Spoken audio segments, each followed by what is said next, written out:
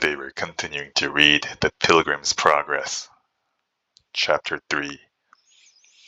Now I saw in my dream that the highway up which Christian was to go was fenced on either side with a wall that was called Salvation. Up this way, therefore, did burdened Christian run, but not without great difficulty, because of the load on his back. He ran thus till he came to a place somewhat ascending, and upon that place stood a cross, and a little below in the bottom a tomb. So I saw in my dream that just as Christian came up with the cross, his burden loosed from off his shoulders and fell from off his back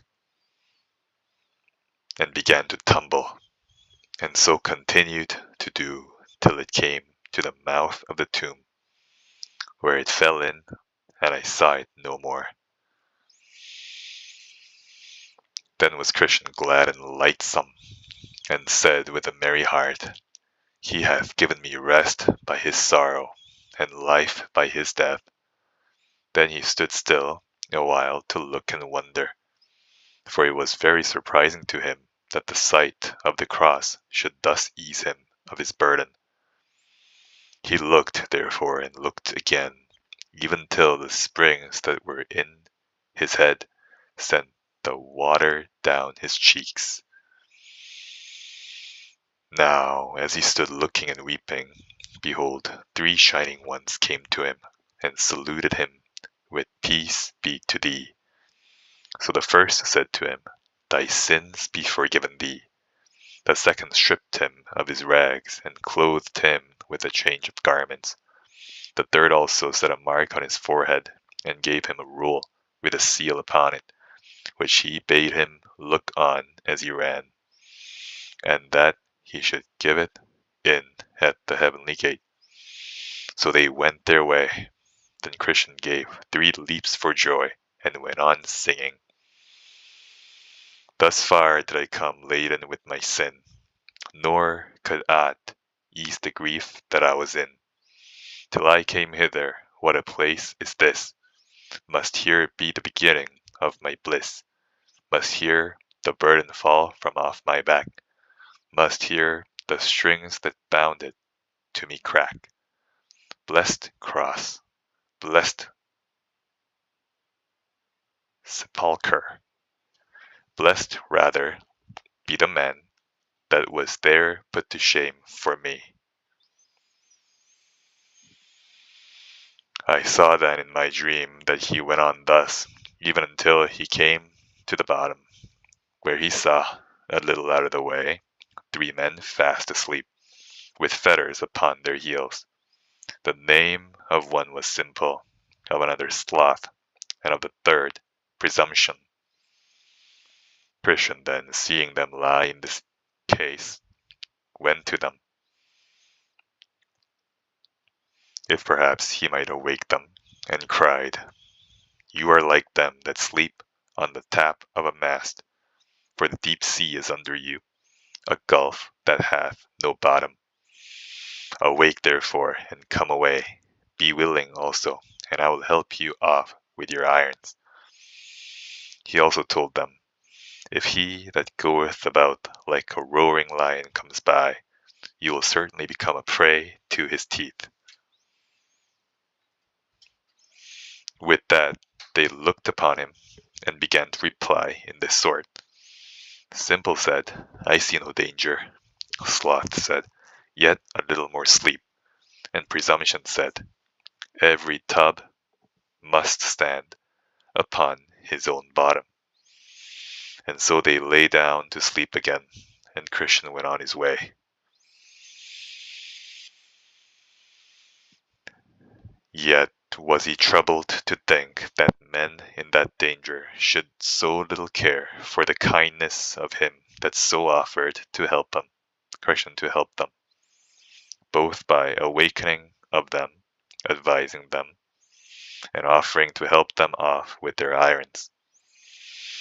And as he was troubled thereabout, he espied two men come tumbling over the wall on the left hand of the narrow way, and they made up a pace to him. The name of one was Formalist, and the name of the other was Hypocrisy. So, as I said, they drew up unto him, who thus began talking with them. Gentlemen, whence came you, and whither go you?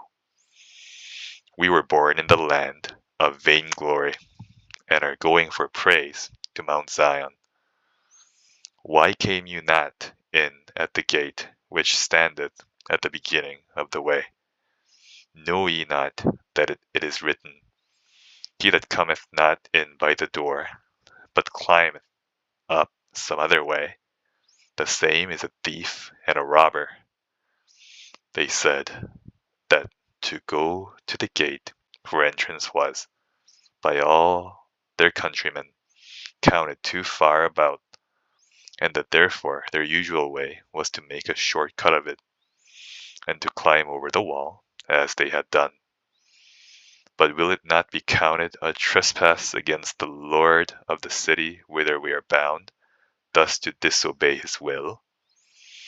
They told him that as for that, he needed not trouble his head thereabout, for what they did they had custom for, and could show, if need were, testimony that could prove it, for more than 1,000 years.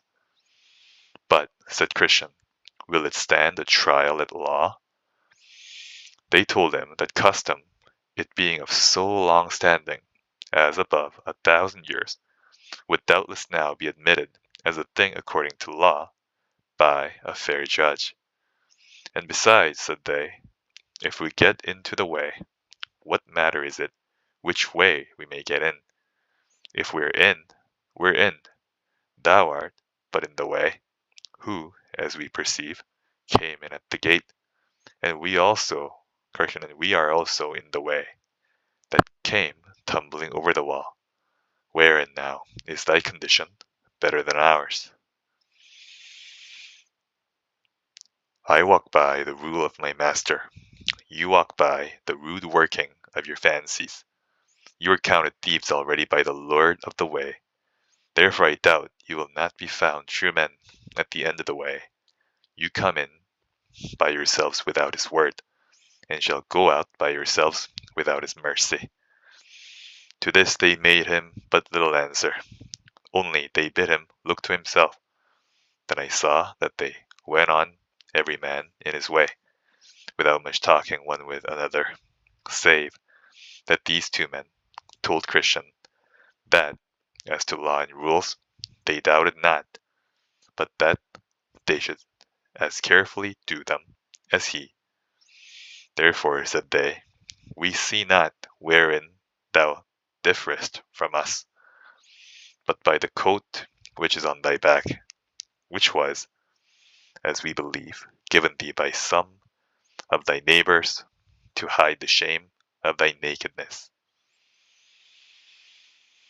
By laws and rules you will not be saved, since you came not in by the door. And as for this coat that is on my back, it was given to me by the Lord of the place whither I go, and that, as you say, to cover my nakedness with. And I take it as a token of his kindness to me, for I had nothing but rags before. And besides, thus I comfort myself as I go. Surely, think I, when I come to the gate of the city, the Lord thereof will know me for good, since I have his coat on my back, a coat that he gave me freely in the day that he stripped me of my rags. I have moreover a mark in my forehead, of which perhaps you have taken no notice, which one of my Lord's most intimate friends fixed there, the day that my burden fell off my shoulders. I will tell you, moreover, that I had then given me a roll sealed, to comfort me by reading as I go in the way. I was also bid to give it in at the heavenly gate, in token of my certain going in after it. All which things I doubt you want, and want them because you came not in at the gate. To these things they gave him no answer, only they looked upon each other and laughed. Then I saw that they went on all, save that Christian kept before, who had no more talk but with himself, and sometimes sighingly, and sometimes comfortably. Also he would be often reading in the roll that one of the shining ones gave him, by which he was refreshed. I beheld then that they all went on till they came to the foot of the hill Difficulty, at the bottom of which was a spring. There were also in the same place two other ways, besides that which came straight from the gate. One turned to the left hand, and the other to the right at the bottom of the hill. But the narrow way lay right up the hill, and the name of that going up the side of the hill is called Difficulty. Christian now went to the spring, and drank thereof to refresh himself, and then began to go up the hill, saying, The hill, though high, I covet to ascend. The difficulty will not me offend, for I perceive the way to life lies here. Come, pluck up heart, let's neither faint nor fear. Better though difficult the right way to go, than wrong though easy, where the end is woe. The other two also came to the foot of the hill, but when they saw that the hill was steep and high, and that there were two other ways to go, and supposing also that these two ways might meet again with that up which Krishna went, on the other side of the hill, therefore they were resolved to go in those ways. Now the name of one of those ways was danger, and the name of the other destruction. So the one took the way which is called danger, which led him into a great wood, and the other took directly up the way to destruction, which led him into a wide field full of dark mountains, where he stumbled and fell and rose no more. I looked then after Christian to see him go up the hill, where I perceived he fell from running to going, and from going to clambering upon his hands and his knees, because of the steepness of the place. Now about the midway to the top of the hill was a pleasant arbor, made by the Lord of the hill for the refreshment of weary travelers. Thither therefore Christian got, where also he sat down to rest him. Then he pulled his rule out of his bosom, and read therein to his comfort. He also now began afresh to take a review of the coat or garment that was given him as he stood by the cross. Thus pleasing himself a while, he at last fell into a slumber, and thence into a fast sleep, which detained him in that place until it was almost night. And in his sleep his rule fell out of his hand. Now as he was sleeping, there came one to him and awaked him, saying, Go to the end, thou sluggard, consider her ways and be wise. And with that Christian suddenly started up and sped on his way, and went apace till he came to the top of the hill. Now when he was got up to the top of the hill, there came two men running amain. The name of the one was Timorous, and of the other Mistrust. To whom Christian said, Sirs, what's the matter? You run the wrong way. Timorous answered, that they were going to the city of Zion, and had got up that difficult place. But, said he, the further we go, the more danger we meet with. Wherefore we turned, and are going back again. Yes, said Mistrust, for just before us lie a couple of lions in the way. Whether sleeping or waking we know not, and we could not think, if we came within reach, but they would presently pull us in pieces. Then said Christian, You make me afraid, but whither shall I fly to be safe? If I go back to my own country, that is prepared for fire and brimstone, and I shall certainly perish there. If I can get to the celestial city, I am sure to be in safety there. I must venture. To go back is nothing but death. To go forward is fear of death, and life everlasting beyond it. I will yet go forward. So Mistrust and Timorous ran down the hill, and Christian went on his way. But thinking again of what he heard from the men, he felt in his bosom for his roll, and found it not.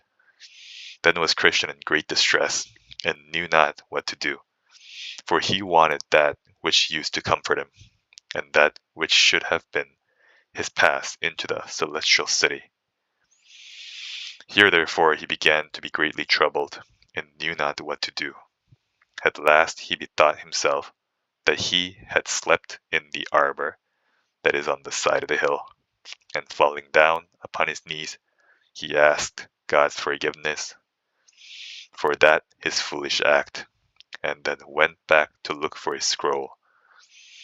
But all the way he went back, who can sufficiently set forth the sorrow of Christian's heart? Sometimes he sighed, sometimes he wept, and oftentimes he blamed himself for being so foolish to fall asleep in that place, which was erected only for a little refreshment from his weariness. Thus therefore he went back, carefully looking on this side and on that, all the way as he went, if happily he might find his roll that had been his comfort so many times in his journey. He went thus till he came again within sight of the arbor where he sat and slept, but that sight renewed his sorrow the more, by bringing again, even afresh, his evil of sleeping into his mind. Thus therefore he now went on, bewailing his sinful sleep, saying, O wretched man that I am, that I should sleep in the daytime, that I should sleep in the midst of difficulty, that I should so indulge myself as to use that rest for ease to my flesh, which the Lord of the hill hath builded only for the relief of the spirits of pilgrims. How many steps have I taken in vain?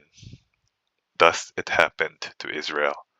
For their sin they were sent back again by the way of the Red Sea, and I am made to tread those steps with sorrow, which I might have trod with delight, had it not been for the sinful sleep.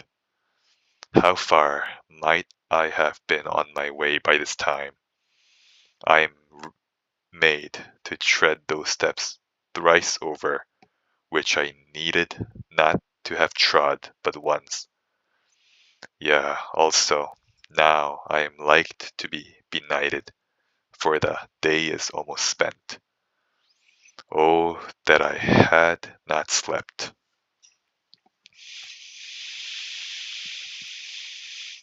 Now by this time he was come to the arbor again, where for a while he sat down and wept, but at last, as Providence would have it, looking sorrowfully down under the settle, there he espied his roll, the which he, with trembling and haste, caught up, and put it into his bosom.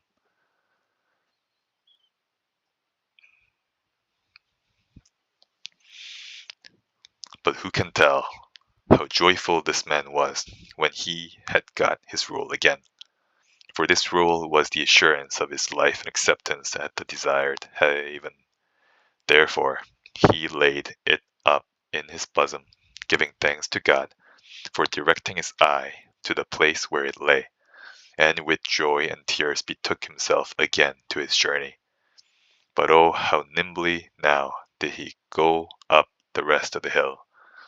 Yet before he got up, the sun went down upon Christian, and this made him again recall the folly of his sleeping to his remembrance. And thus he began again to condole with himself. O thou sinful sleep, how for thy sake am I like to be benighted in my journey. I must walk without the sun.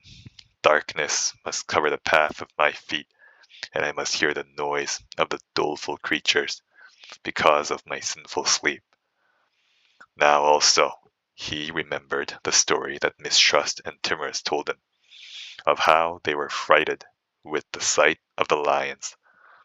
Then said Christian to himself again, these beasts range in the night for their prey, and if they should meet with me in the dark, how should I avoid them?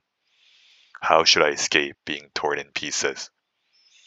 Thus he went on his way, but while he was thus bewailing his unhappy mistake, he lifted up his eyes, and behold, there was a very stately palace before him, the name of which was Beautiful, and it stood just by the highway side. And that's the end of the reading for today. Have a good day.